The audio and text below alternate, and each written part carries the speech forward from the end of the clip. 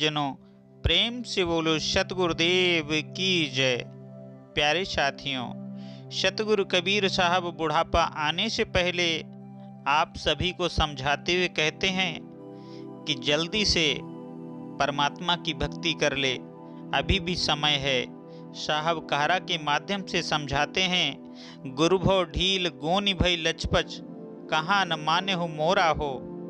मेरुदंड ढीला हो गया, नस नाड़ियाँ भी लचपच लचपच होने लगीं। ऐसी वृद्धावस्था में भी तुम मेरे कल्याणकारी उपदेशों को नहीं मानते। सतगुरु कबीर साहब ने एक भजन के माध्यम से बताया, हमारे मन कब भजिहो हरि नाम। बालापन सब खेल गंवायो, जवानी में व्यापो काम, हमारे मन कब भजिहो हरि नाम। वृद्ध भये तन कांपन लागे, लटकन लागे चाम, लाठी टेक चलत मार्ग में, सही जात नहीं घाम, हमारे मन कब भजिहो सतनाम। कानन बहिर नयन नहीं सूझे, दांत भये निष्काम, हमारे मन कब भजियो हरि नाम। अरे बालापन में तो तूने खेल खेल में अपने जीवन को गंवा दिया। उस समय भी अपने निष्कलंक बचपने के द्वारा प्रभु की भक्ति नहीं की।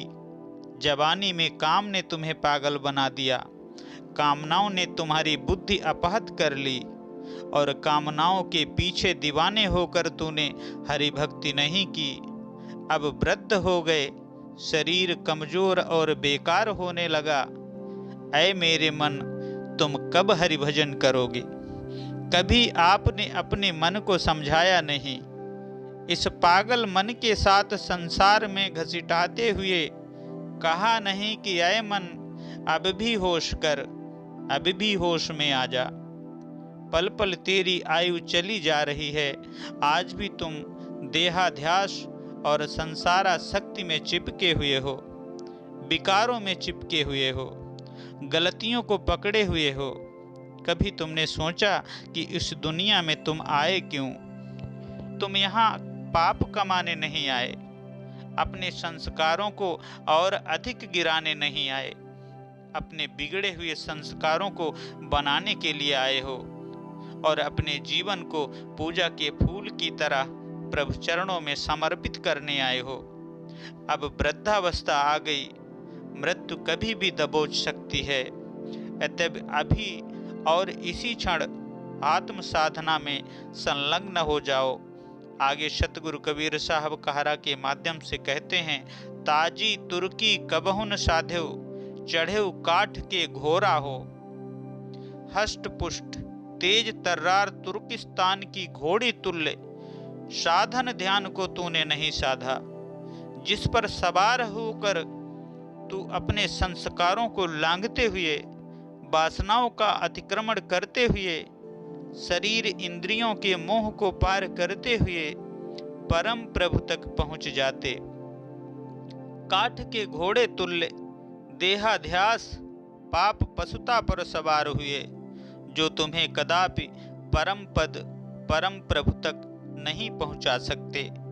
ताजी अरबी घोड़े को कहते हैं और तुर्की तुर्किस्तान के घोड़ों को कहते हैं। ये तीव्र गति से दौड़ने वाले होते हैं। मनुष्य शरीर में जन्म धारण कर, अरे पागल, तुम ज्ञान और ध्यान के, शांति और सहज समाधि के तेज तर्रार घोड़े पर सवार होकर अपने पुराने संस्कारों को लांघते हुए, वासनाओं का अतिक्रमण करते हुए, शरीर और इंद्रियों के मोह को पार करते हुए अपने प्रभु तक पहुंच जाते। किंतु ऐसे घोड़े को तूने कभी साधा नहीं। कभी तुमने सोचा नहीं कि यह मानव जीवन अनमोल है। नरदेह के समान और कोई भी दूसरी देह नहीं है। देव समुदाय भी मानव जीवन की याचना करते हैं। मानव तन भवसागर की नाव है, यह मानव तन दुर्लभ है। अंतरिक्ष में अगणित जीव मानव जीवन की ललक लिए हुए तैरते रहते हैं कि काश मुझे मानव जीवन, मानव माता पिता मिल जाएं। काश मैं किसी मानव नारी के गर्भ में प्रवेश कर पाऊं और वहां से शिशु बनकर जन्म लूं और अपने जीवन को संभाल लूं। आज लोग कहते हैं कि कंपटीशन का युग है। कोई सर्विस के लिए अगर 1000 सीट है तो 1 लाख लोग उस सीट की इच्छा रखकर परीक्षा देते हैं। आप नहीं जानते कि एक आपका जन्म हुआ, जबकि अरबों अरब जीव आपके प्रतियोगी थे।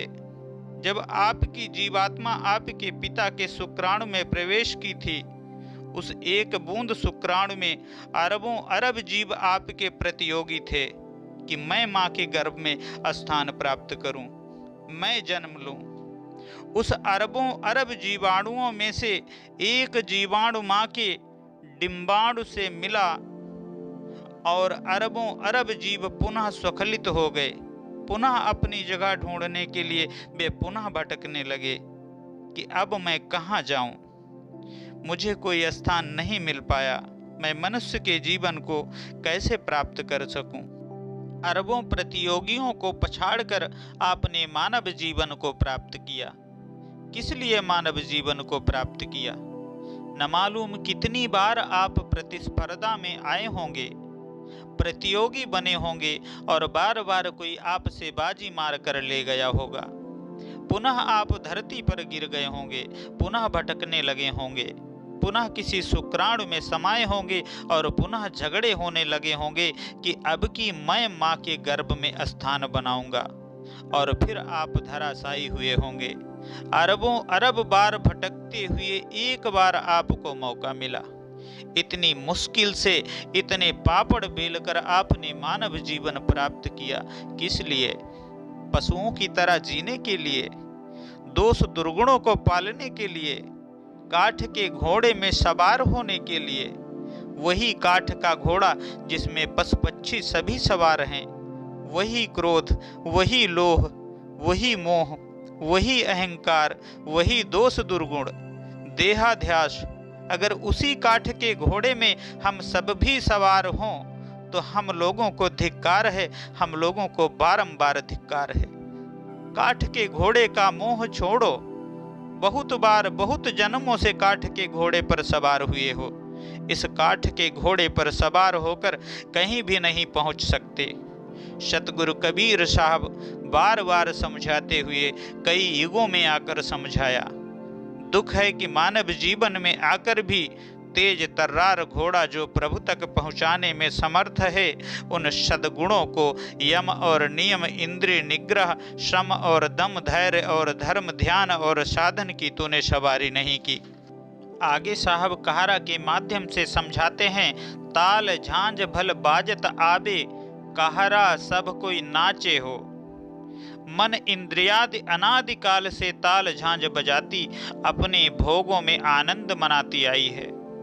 सभी जीव मन इंद्रियों के तुच्छ भोग जन्य सुखों को अपना सुख मानकर कहरा नाचते हैं। अपना बंधन पतन भूलकर मन इंद्रियों की खुशियों में खुश होते हैं। जब भी जन्म लेने का समय होता है तो जीव सोचता है कि मैं तो भजन करूंगा, अब की अपने लक्ष्य को पालूंगा। जन्मना और मरना, दुख झेलना अब मेरे बर्दाश्त के बाहर है, अब मैं प्रभु को पालूंगा। पर इंद्रियां क्या करती हैं? आंखें सोचती हैं कि मैं अपने भोगों का उपभोग करूंगी, कान अपने भोगों को कामना करता है, त्वचा अपने, जिह्वा और नासिका अपने एवं मन अपनी वासनाओं की पूर्ति करना चाहते हैं। ये सब आनंद मनाते हैं। याद रख लेना, जब तक इंद्रियां और मन अपने अपने विषयों में आनंद मनाते रहेंगे और जब तक हम मन और इंद्रियों के पीछे कुत्ते की तरह दुम हिलाते रहेंगे, तब तक हम लोग रोते रहेंगे और इंद्रियां आनंद मनाती रहेंगी और हम इसी तरह से जन्मते और मरते दुख भोगते रहेंगे। सतगुरु कबीर साहब बार बार समझाते हैं, जही रंग दुल्हा ब्याहन आए, दुल्हन जही रंग रावल हो।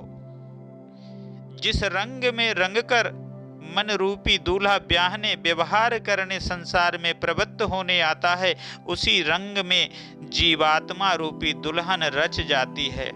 मन के हाथों जीवात्मा मदारी के बंदर की तरह नाचती रहती है।